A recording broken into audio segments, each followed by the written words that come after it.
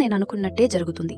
ఇప్పటివరకు నేను ఏదైతే అనుకున్నానో అది స్టెప్ బై స్టెప్ అట్లాగే జరుగుతూ వచ్చింది. ఇక ముందు కూడా అలాగే జరుగుతుంది.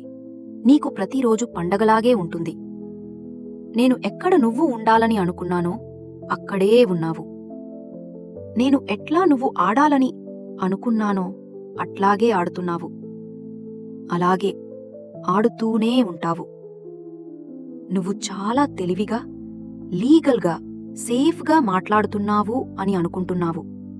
అంతా ముసుగులో దాక్కోవడమే. నీ ఉద్దేశం హిందువుల మీద ఇది నిజం అని రుద్దడమే. ఈ విషయం మెల్లగా అందరికీ తెలుస్తుంది.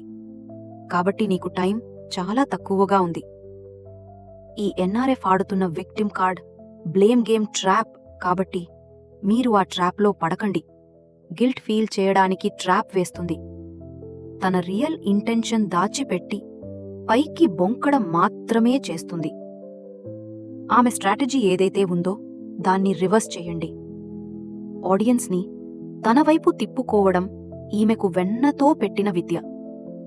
టాపిక్ వదిలేసి వేరే విషయాలు తీసుకువస్తుంది. నేను పెట్టిన 10 వీడియోలలో ఏదైనా ఒకదానికి అయినా కౌంటర్ ఇవ్వలేదు, ఆన్సర్ ఇవ్వలేదు కాబట్టి నిజం బయటపడుతుంది. ఇలా బ్లేమ్ గేమ్, విక్టిమ్ కార్డ్ ఆడుతూ అందరినీ క్రాస్ ఫైర్లోకి లాగుతుంది.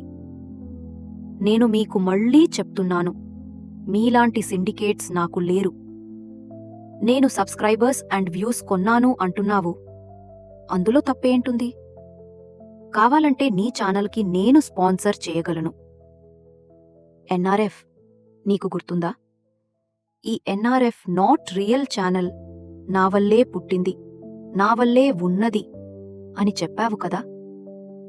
మరి ఏ ముఖం పెట్టుకుని వచ్చి నా ఛానల్లో కామెంట్ పెట్టావు? ఆ పని ఏ రకమో చెప్పాల్సిన అవసరం లేదు అనుకుంటా. హిందుత్వ ముసుగులో బ్రతుకుతుంది. అలా లేకపోతే ఆమెకు దిక్కు లేదు. ఆమె బూతులు తిట్టించింది, కామెంట్లు డిలీట్ చేసింది, వీడియోలు తీసేసింది, వెనకాల దాక్కుంది. ఇది ధైర్యమున్నవాళ్లు చేసే పని కాదు. ధైర్యమున్నవాళ్లు ఫేస్ చేస్తారు, బ్లాక్ చెయ్యరు. నేను ఒంటరిగా ఉన్నా అని చెప్పుకుంటుంది కాని అందరికీ తెలుసు వెనక సిండికేట్నే నడిపిస్తోంది.